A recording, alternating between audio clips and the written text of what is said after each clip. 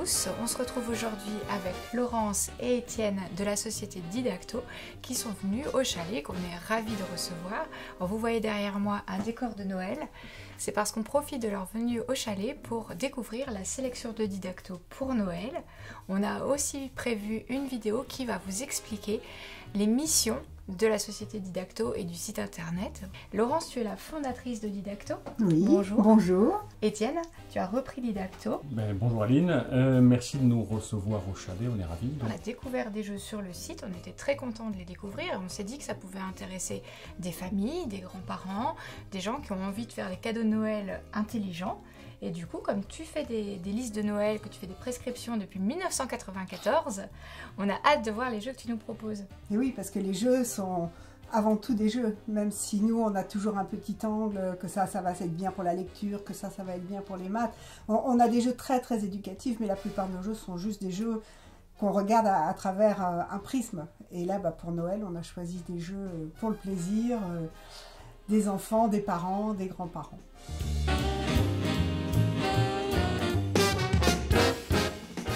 Les deux jeux que tu nous montres ici, ce sont les jeux qui s'adressent aux tout premiers âges. Tout à fait. C'est une gamme qui a été sortie par Jeannot, qui est une société du Jura, oui, on les connaît bien. Qui s'appelle Les Essentiels. Ce sont des jeux en bois qui sont vraiment magnifiques, bien finis, bien pensés. Et en fait, moi, ce que j'aime beaucoup dans ces jeux, c'est que l'enfant n'en fait pas le tour en 30 secondes. Voilà. Donc là, ici, on a une boîte, à la fois une boîte à forme. Voilà. On a ici les enfants par transparence peuvent voir ce qui se passe dans la boîte. Et puis enfin, s'ils veulent récupérer les formes, il va falloir trouver la bonne clé. Alors il y a le code couleur qui aide pour récupérer. On imagine bien les petits bricoleurs avec ça. Ah c'est sûr, je suis sûre que ça va leur plaire. Ce que j'aime bien, tu vois, c'est l'association de la forme plane avec la forme en volume, avec le solide. Et ça va pouvoir être utilisé même quand ils vont grandir. Donc le jeu, il va pouvoir évoluer en même temps que l'enfant. Et le système d'ouverture et de fermeture de serrure, c'est quelque chose qui est très utile pour la motricité fine parce que ça fait tourner les poignets et les enfants vont adorer ça. Ah, les clés, ils adorent. Oui. Ouais. Et le deuxième jeu, c'est un jeu à base de miroirs. Donc ça, c'est pareil, les tout petits, ils adorent se regarder dans les miroirs. Et là, il y en a tout plein sur cette face-là. Ici, il y a un miroir déformant. Voilà, il y en a encore deux sur les côtés. Et puis il y a des petites loupes. Et il y a des petites loupes. À travers, on peut regarder pour voir le monde en couleur. Et ensuite, on peut les ranger ici, tu vois, et c'est aimanté. Magnifique. C'est génial. Ouais. Et voilà. On sait que les enfants, ils adorent expérimenter toutes les grimaces qu'ils peuvent faire. Et c'est un premier travail sur les émotions, en fait, de pouvoir les singer comme ça dans une glace.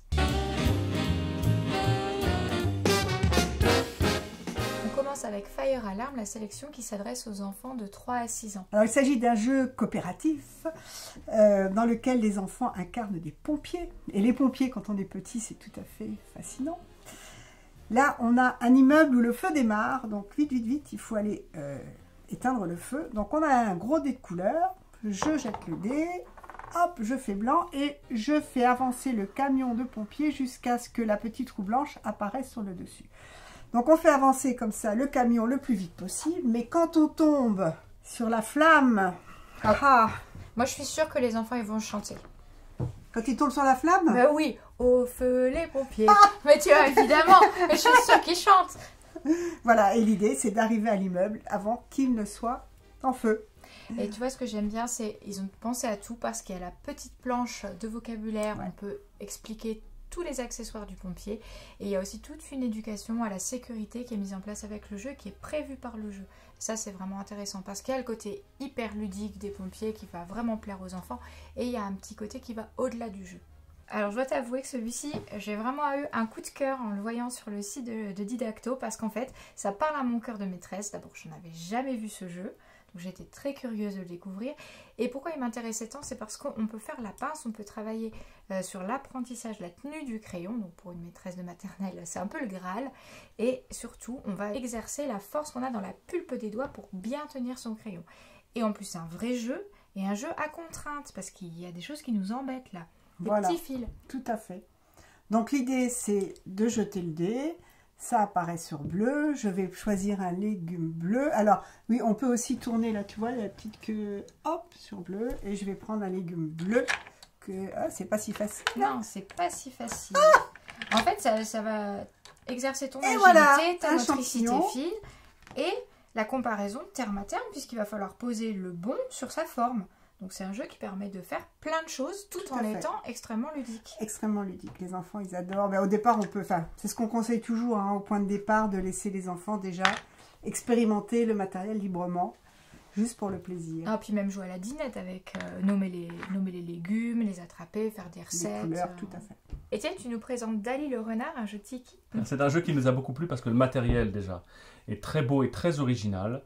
Et parce qu'il met en jeu deux choses différentes. D'abord, c'est un stop ou encore. Ce qu'on appelle un stop ou encore, c'est un jeu où on choisit à chaque instant de continuer ou de s'arrêter. Donc à chaque fois, il y a un choix à faire pour l'enfant. Et puis c'est un jeu autour quand même un petit peu des couleurs, puisque donc on va lancer le dé. Là, j'ai le fermier qui se met sur la couleur jaune et un œuf jaune. Et comme le fermier est là, le renard ne va pas pouvoir aller prendre des œufs jaunes dans le poulailler. Je n'ai plus le choix que d'un œuf rouge. Donc hop, un œuf rouge. Tac, voilà, je peux comme ça aller le chercher. Et je choisis soit de m'arrêter, comme ça je récupère mon œuf rouge, ou alors de continuer, et cette fois je continue. Et la prochaine fois, je pourrai aller, le fermier est sur le rouge, je ne peux plus prendre de rouge, et là je peux prendre soit un œuf bleu, soit un œuf jaune, soit un œuf vert, en mélangeant le jaune et le bleu. Et c'est le premier des joueurs qui a remporté 10 œufs qui a gagné. Voilà. Et ce qui est intéressant dans le jeu, c'est justement la gestion de la frustration. Pour les enfants, c'est très important d'apprendre à gérer leurs émotions. Et avec un jeu de stop ou encore typiquement, il y a un côté satisfaction immédiate et frustration. Et il y a aussi un aspect très intéressant dans l'apprentissage du mélange des couleurs, parce que au lieu de le faire de manière rébarbative, en disant si j'ai du bleu et si je prends du jaune, j'aurai du vert, là, en fait, on apprend en jouant. C'est la meilleure des façons d'apprendre. C'est formidable. Tu nous amènes un jeu qui s'inspire un peu du tangram, mais avec une composante de volume. Exactement, c'est un jeu de construction en bois massif fait par l'éditeur allemand ABBA, qu'on aime beaucoup. Mais la boîte n'est pas vraiment jaune. Mais pas du tout, non, c'est vrai que dans cette collection-là, ils ont changé un peu la couleur. Donc on a 21 pièces en bois de super qualité. Déjà, l'enfant peut y jouer en construction libre. Donc avec ça, il s'amuse à faire plein de bâtiments et à s'amuser, enfin voilà, tout naturellement. Et ça, c'est important de commencer par là. Et puis ensuite, on a un certain nombre de défis simples ou plus compliqués à construire, où on se repère avec les petites étoiles. Il y a plusieurs niveaux de construction et pour arriver à faire des figures, jusqu'à des figures quand même un peu rock'n'roll. Ah oui, elle est compliquée celle-ci. On est d'accord. Alors, d'expérience, quand on a ce genre de jeu en classe, mais ça va faire exactement la même chose à la maison ou avec une éducatrice, les enfants, ils sont tellement fiers d'avoir reproduit le modèle, d'avoir réussi quelque chose de joli, en plus là, les pièces sont toutes brillantes, pleines de couleurs, qu'ils vont appeler pour avoir une photo, pour garder une trace de leur construction.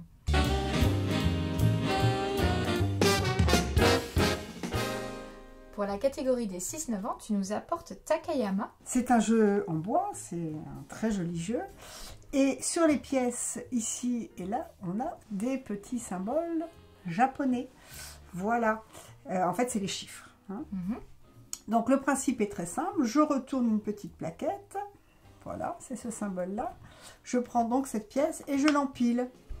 Et comme ceci, au fur et à mesure, je vais essayer de faire la tour la plus haute possible. Et à un moment donné, c'est aussi un stop ou encore. À un moment donné, je vais me dire que je m'arrête parce que, oh là là, ça risque autrement ça risque de tomber. Et à ce moment-là, tiens-toi bien, je sors mon mètre et je mesure. Avec un vrai mètre. Avec un vrai mètre, oh, voilà. Donc là, elle fait 12 cm et demi, je le note, 12 cm et demi. Après, c'est à toi de faire ta tour. Et on va comparer les... Voilà, et le premier qui fait 1 mètre ou 50 cm a gagné la partie. C'est chouette. Ouais, c'est super. Parce que vraiment, là, du coup, on apprend à mesurer dans une situation, dans un contexte ludique. Oui. Et on utilise une vraie règle, un vrai mètre. Un vrai mètre. En plus, le même que Papy qui fait du bricolage, ça va être génial. Et bien, on est parti pour un petit moment avec ce puzzle Jeannot que tu viens nous présenter. Parce que les pièces, elles sont nombreuses, elles sont jolies comme tout. Alors, qu'est-ce qu'on va faire? En effet, c'est un puzzle de 350 pièces sur le thème des mythes et légendes. Donc ça, déjà, c'est passionnant à tous âges. Et donc l'enfant reconstruit déjà le puzzle. On a un poster qui représente le puzzle final, mais en plus petit. Au final, il fait 1 mètre sur 70 cm. Donc c'est quand même un sacré grand puzzle. Et dessus, et ça c'est vraiment le bonus, on va venir placer une cinquantaine de personnages assez grands et assez costauds. On en a sorti 2 comme ça, qui représentent les contes et légendes des différents pays. Donc là, à Maroc, pour le Grand Nord canadien par exemple, ou Nagas, qui est une sorte de serpent et qui va je ne sais où, par exemple, du côté de l'Indonésie. Voilà. Et c'est vraiment intéressant. Moi, j'ai rencontré dans mes classes beaucoup d'enfants qui étaient passionnés de légendes, mais en général, ils sont passionnés des légendes gréco-romaines ou des vikings. Et là, ils vont pouvoir découvrir des légendes qui n'ont jamais entendu parler, qui ne connaissent pas, et en même temps avoir déjà une petite compréhension de la géographie du monde avec cette carte immense. Ce qui est important, c'est de noter que dans la boîte, il y a également un petit livret qui reprend une petite explication sur chacun de ces personnages et chacun de ces mythes. Moi, je pense que enfant, c'est vraiment le jeu qui m'aurait intéressée parce que j'étais une grande fan des mythes et légendes. J'ai eu un livre une fois à Noël pour mes 9 ans, il m'a accompagnée toute ma vie, je l'ai encore près de mon lit. J'ai mis toutes ces bagues sur mes doigts, mais ça sert pas à ça en fait, le jeu. Gémologique, c'est un jeu de la collection Smart Games, donc c'est un jeu où on va s'entraîner à être le plus logique possible, à placer les choses correctement, j'imagine. Tout à fait. Donc, le principe, c'est le petit livret, voilà, avec tout plein de défis, et comme toujours, ça va du plus simple au plus compliqué. Donc, on place les pièces qui sont déjà indiquées, et ensuite, il y a des contraintes. Alors, on va résoudre un défi, et pour ne pas se ridiculiser, j'ai choisi le 4. Voilà, donc on a placé sur le plateau tout ce qui nous était déjà indiqué très clairement. Quand c'est gris, on a la forme. Donc Aline, si tu veux bien m'aider, ici il nous faudrait un triangle, mais on ne sait pas la couleur. Des triangles, là, on en a 3, donc on sait que ce sera forcément alors, un ici, des 3. il nous faut un vert. Là, on n'a que la couleur, une pièce verte. Ah bah c'est bon. Comme ça, ça nous l'élimine. Ici, là, il nous faut une pièce bleue, mais on ne sait pas la forme. Là, une pièce orange, on ne sait pas. Ah, là, une pièce jaune, on n'en a qu'une, donc voilà. Alors, elle va ici, voilà. à côté. Et donc, on va réfléchir comme ceci, émettre des hypothèses, etc. pour réaliser, placer toutes les pièces dans la figure. Et après, quand on avance dans les défis, on a de moins en moins d'informations. À certains moments, on a des bouts comme ça d'informations et on a même des négations. Alors ça, c'est vraiment très intéressant d'avoir des négations parce que dans la logique, ça fait réfléchir d'une autre manière et ça... Mine de rien, comme ça va préparer aux problèmes de maths que les enfants vont pouvoir rencontrer plus tard et qui eux aussi vont marcher sur les exclusions. Et donc c'est un début bien sûr qui permet de s'amuser évidemment, mais qui permet de déjà avoir une démarche cognitive dans ce sens-là. Tout à fait. Tu nous présentes un de tes coups de cœur, Commissaire Souris de chez Abba. Commissaire Souris de chez Abba. Ce sont des bandits qui essaient de s'échapper et Commissaire Souris essaie de les retenir ou de les attraper. Comment ça se passe? On a une quinzaine de bandits qui sont sur des petites tuiles comme ça. On en prend une, particulièrement méchante, qu'on met au départ sur la première tuile. Puis, le premier joueur lance le dé. Hop! Et il tourne à ce moment-là, dans le sens inverse des aiguilles d'une montre, le plateau. Oh, voilà. Falloir, le deuxième lance le dé. Aline, vas-y. Il va falloir... Hop, et là, tu tournes dans le sens que tu veux. Donc, attends, on remet d'abord un deuxième méchant. Tac, on a bien retenu lequel il s'agissait. Donc on revient sur la file avant à ce moment-là, quick, voilà. Et donc au fur et à mesure, chacun lance le dé, et puis ça tourne une fois à droite, 2 fois à gauche, et ça finit par avancer. On remplit les différentes petites cases, et on se retrouve. Alors le plateau est un peu troué, donc on peut voir parfois, on peut vérifier à 2 endroits quels sont les méchants qui se retrouvent là. Et au bout d'un moment, donc on a tourné 3 fois dans un sens, 4 fois dans l'autre, etc. Les bandits ont fini par avancer. Et puis, il y en a un qui va finir par tomber là où l'alarme sonne. Écoutez. Ping. Voilà. Et à ce moment-là, chacun dit celui qu'il pense être celui qui a fait sonner l'alarme. Et on vérifie. En effet, moi, je savais que c'était Mélanie Pilou. Voilà, Mélanie Pilou, elle-même. Donc, puisqu'elle a été prise, elle est éliminée.